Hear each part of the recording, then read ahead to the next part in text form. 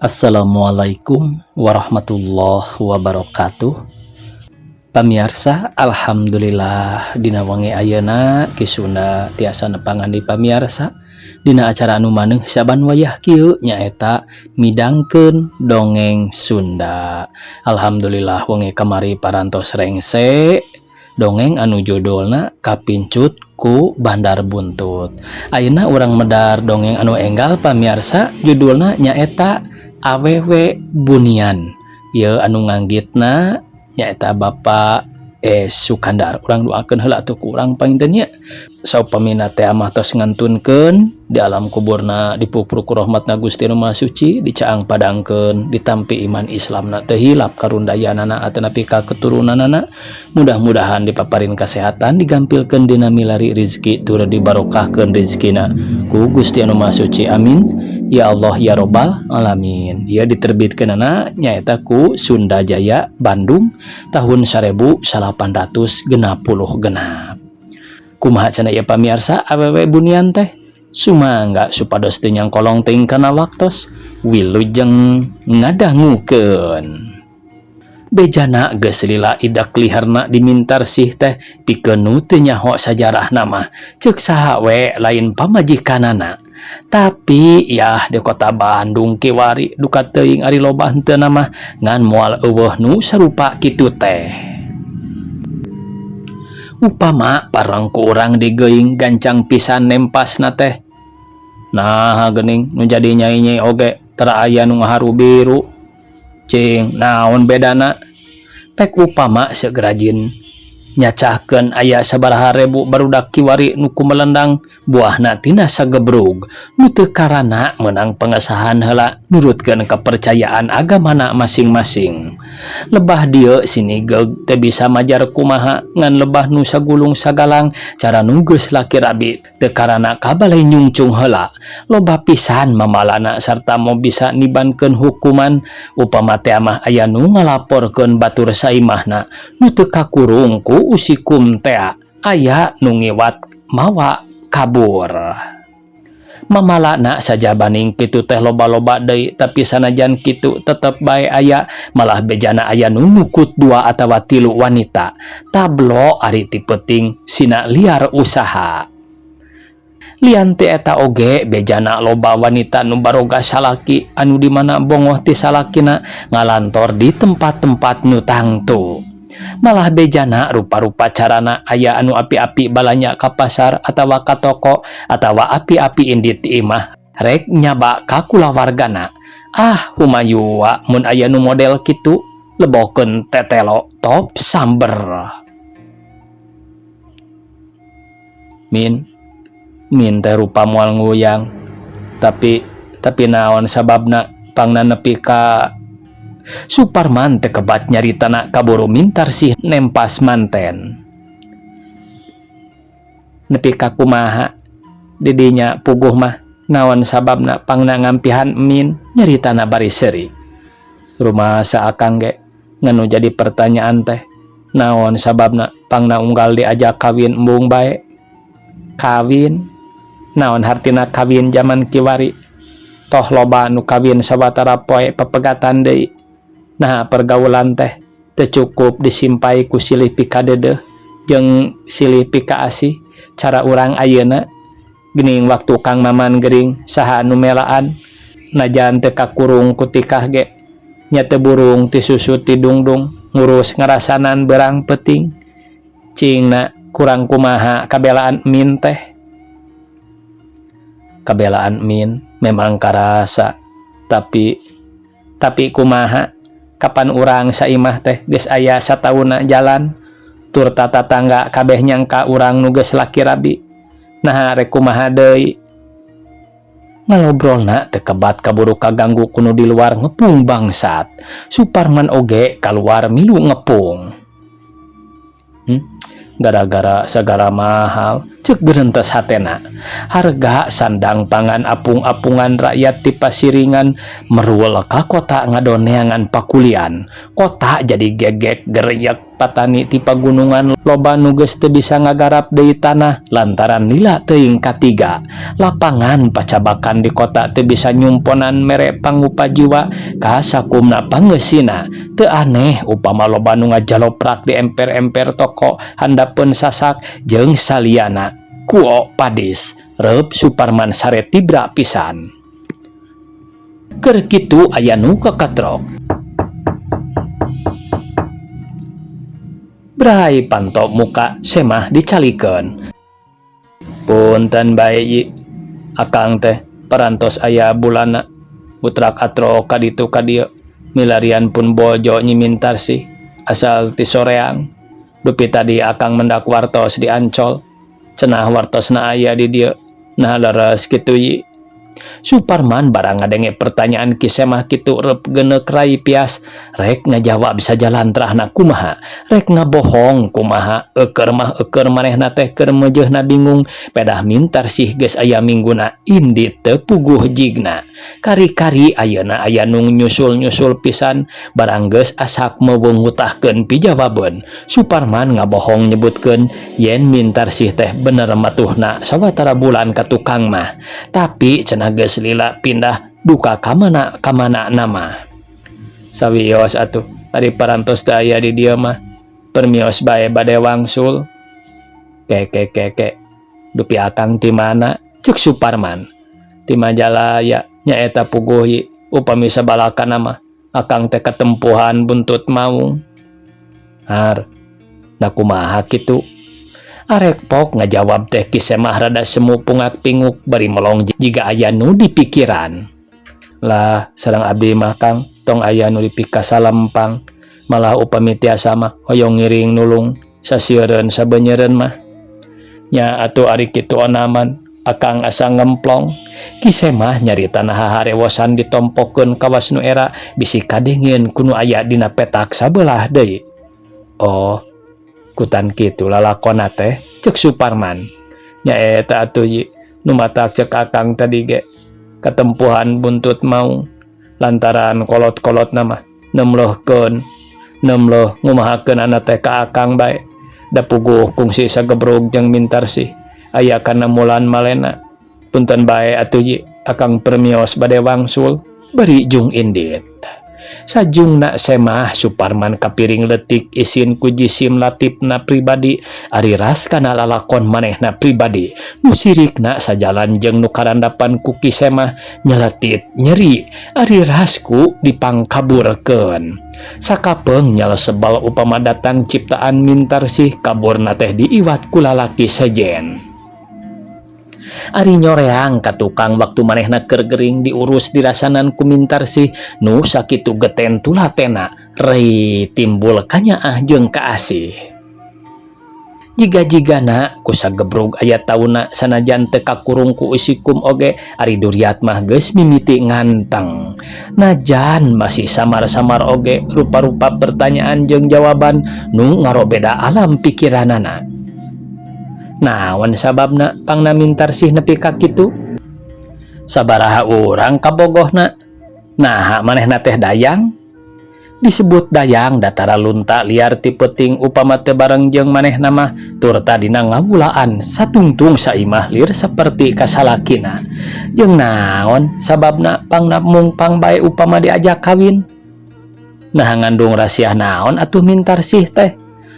Sapeting jeput utek Suparman kebak disaput ku pertanyaan-pertanyaan anu eueuh tungtungna sarta sarupa ge taya nu bisa kajawab pasti ku manehanana malah seusehanana mah jorojoy aya kapanasaran hayang nalungtik nyukcruk naon marga lantaranana pangna kalakuan mintar sih nepi ka nirca mahiwal ti kalakuan umum.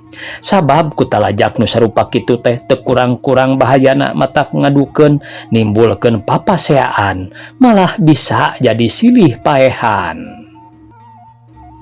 Isukna rebun-rebun keneh Suparman ka Purwakarta pedah bejana di jalan gurame aya kapilanceukna minta resih. Tapi nyamos teu meunang raratan-raratan acan teu kungsi kadatangan cenah ngancek pribumi sugan ka Jakarta ka aki ti gigirna. Teu mikir panjang deui sabada pamitan terus bae Suparman kasetan plat bus rek ka Jakarta. Sabada di Jakarta utrak-atrok meluruh kaditu kadieu aya poena hiji poe menang bebeletekan yen Mahmudin nyandung deui pamajikanana jadi opat nu nyaritana teh Idris. Ku Suparman ditelak-telak malar nyaritakeun kumaha dedeg pangadegna pakulitanana jeung ngaranna pamajikan Mahmudin nu anyar tea. Darak-dak Idris nyaritakeun sakanyahona. Teg tesak deui cek gerentes hate Suparman yen pamajikan Mahmudin nu kaopat teh Mintarsih. Nah kawin kitu atawa seperti ka tukang-tukang basa sagebrug jeung manehna. Kumaha geus kawin? Cek Suparman ka Idris. Duka teuing atuh ngan bajana disingkurkeunana di rawa bangke deket stasiun Jatinagara. Ieu mah kawas awewe bunian bae cenah. Da bejana tara kaluar-luar acan ti imahna. Cok saware tatanggana nu nyaraho mah pajah teh keur geulis pohara nyantrina. Nu matak tara kaluar oge boh bisi patinggal beungeut jeung lalaki nu lain muhrim. Malah cenah aya nu kawenehan rajeun lunta peuting bareng jeung Mahmudin ge dicindung sagala. Ari geulisna mah atuh kawan tu tedak Bandung. Bejana mah hebring weh. Keur mah Mahmudin teh jelema beunghar turug-turug meunang nu geulis tur ngora keneh. Atuh sasaat sakahayangna tara aya nu dipungpang. Teu lila Suparman ninggalkeun tempat ngobrol terus muru ka rawa bangke kalahku hantem diubak. Imah Mahmudin teh teu burung kapanggih dituduhkeun ku RT di dinya. Rek asup rada agag-agagan kawantunya gedung leutik tapi kawilang pertek sigrong. Tapi tina kerenyengna pangajak ati Suparman lahan. Sabada mencet bel nu naplok deket panto brai panto muka. Ari bumina juragan Mahmudin teh di dieu. Sumohon ceuk lanjang nu muka panto. Mung nuju teu aya angkat ka Surabaya. Ari istrina aya. Ari nyai asal ti mana? Dupi abdi mah kawi ti Bandung. Di dieu mah nembe keneh ngiring sareng juragan istri. Lanjang teh ku Suparman dititah ngabejakeun yen aya tamu bari gek diuk dina kursi. Barang gok Mintarsih munggah ngejonghok mundur deui tapi bisa pisan miceun semuna teh teu jiga-jiga nu reuwas. Geuning Kang Maman. Paingan hujan teu tulus bari seuri Mintarsih gek diuk nyang hareupan sakedapan mah taya nu nyarita sakemek. Geuning uninga ka dieu ti saha Kang? Nananyakeun bae. Lain min naon sababna pangna nepikeun ka Suparman teu kebat nyaritana kaburu Mintarsih nempas. Kang Maman nyaritana dumareda. Rumaos abdi lepat teu pupulih heula. Nanging kumaha atuh da diajak ku nu jadi salaki. Sesah bade mungpangna. Salaki. Bareto min nyaritakeun lelengohan. Ari ayeuna nyebut boga salaki. Kumaha ieu teh? Akang mah asa baliwat pisan. Sumuhun najan urang aya tauna kungsi sagebrug oge. Ari papendak deui sareng diajak deui ku nu jadi salaki mah sesah di pondahna. Keke akang mah teu ngarti min naon sababna pangna min papisah jeung salaki tur ta aya tauna. Nah min maksud mangkaburkeun ka salaki atawa kumaha? Cik akang bere katerangan. Riwayat namah panjang pisan di jojo pondok namah kieu. Ke antos heula sakedapnya jung Mintarsih ka tukang telila geus jol deui bari diiring ku lanjangna nu mawaci kopi panas jeung keler-keler kue. Ari Mahmudin ka Surabayana sok sabaraha poe? Ceuk Suparman mimiti muka obrolanana. Pupulihna mah bade sasasi margi nuju ngurus jual beli. jual beli naon babakuna min? Ah, ari babakuna mah ngaborongan kayu jati, tapi sewaktu-waktu aya kana karet kopra, ah rupi-rupi bae anu sakira aya hasilna. Di dieu we lahnya Kang Maman 2 atanapi 3 minggu mah min baturannya waas lah. Lain kitu min, cik tuluikeun dongeng lalampahan min teh ti samemeh tepung jeung akang nepi ka papisahna teh kumaha. Urang jojoan ringkasna we nya min teh geus 3 kali boga salaki jeung boga anak 3 deui, nu mimiti ka guru terus ka letnan TNI jeung ka padagang. Nyaritana bari kuram kirim serta seri jeg aya nu di kilungan. Gening baruk min teh boga anak 3, mohon tah waktu boga salaki kanu ti heula teh min teh dinyeri bae dipangnyandungkeun mangka ningker orokan atuh puguh we hirup teh kateler-teler da bapana ngejegor bae di nu ngora. Akhirna mah teu kuat terus bae pepegatan. Geus kitu keur lelengohan tepang jeung Kang Maman teh ke nyelang heula ari bareto di Majalaya min kungsi jeung saha Suparman melong mintar sih jiga nu keur ngajug-jugan hatena. Ah teu kedah dijujut deui pangalaman nu parantos kaliwat mah nya campur gaul sapertos sareng Kang Maman bae. Nyaritana bari seuri jeung sagala rupa nu kaalamanana dianggap sepi. Waktu Suparman pamitan rek balik ku Mintarsih diadeg pajar teh hayang dibaturan keung, tapi tungtung namah ngaguyeur deui aya kana 3 mingguna nepi ka datang Mahmudin ti Surabaya. Barang Mahmudin datang Mintarsih gancang pisan bebejana ka Mahmudin yen cenah Suparman teh lanceukna ti Bandung anu nyusulan. Samemehna mulang ka Bandung Suparman merlukeun megat deui Idris di tempat ngopina. Kabenaran nu didago datang teu kungsi lila. Salian ti kapanasaran nu geus kaalaman ti heula Suparman beuki panasaran deui sapedah ku Mintarsih di aku lanceuk pikeun ngilungan kalakuanana. Idris lain kitu. Nah jeung Mahmudin teh wawuh bener. Ah ari wawuh masih henteu kabantu itu mah jelema beunghar ngan saeutik-eutikeun mah nyaho we kuring ge. Ari eta kawinna ka urang Bandung teh geus sabaraha taun? Sabaraha taun? Is henteu ieu mah karek meureun sabulan, malah pamajikanana anu kolot mah urang Sumedang. Sugan bareto manggih beja yen Mahmudin kawin di soreang Bandung. Bisa jadi ari ka kota Bandung mah mindeng manehna teh bubuhan jelema lampar tukang jual beli, tapi ari kabejakeun kawin deui ka urang Bandung mah henteu. Ngan kitulah kira sabulan ka tukang manehna balik ka dieu mawa awewe eta cenah urang Bandung.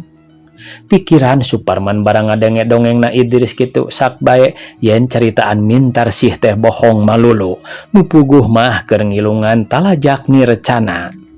Ke Idris nah nyaho ka pamajikanana nu kolot atuh puguh we da jeung pamajikan anu kolot kungsina tangga malah bareto mah kungsi saban isuk dianteran sayuran dagangan kuring. Ngan nya eta Mahmudin teh murucut rucah awun tah. Kusabab waktuna kareta api nu rek ka Bandung teh geus tereh sabada pamitan gancang Suparman muru stasiun Jatinagara. Kareta api datang ngageleser asup ka stasiun nu unggah jeung nu turun ribut pasedek-sedek, silih badug silih sered, malah kungsi rame ngepung copet sagala. Tuda nyaba ka Jakarta mah kurang-kurangna ati-ati kana barang atawa kana loket matak jadi korban si kokod panjang. Cek gerentas hate Suparman nu maling, nu nyopet, nu baramaen munggah ngalideg teu teuneng nepi ka ikhlas nodong ngadorhos enggoning neangan pangupajiwana teh tukang kuli lulumpatan moro nu rek kaluar ti stasiun atawa nu naekeun barangna upahna teu sabaraha tapi sidik buruh ripuh lamokot ku kesang. Tapi eta geura hulu kareta api upama seug poho nyantelkeun rantena hamo bisa narik direksi jeung gorobag-gorobogna. Kitu deui dina enggoning ngudag kajembaran jeung keagungan bangsa.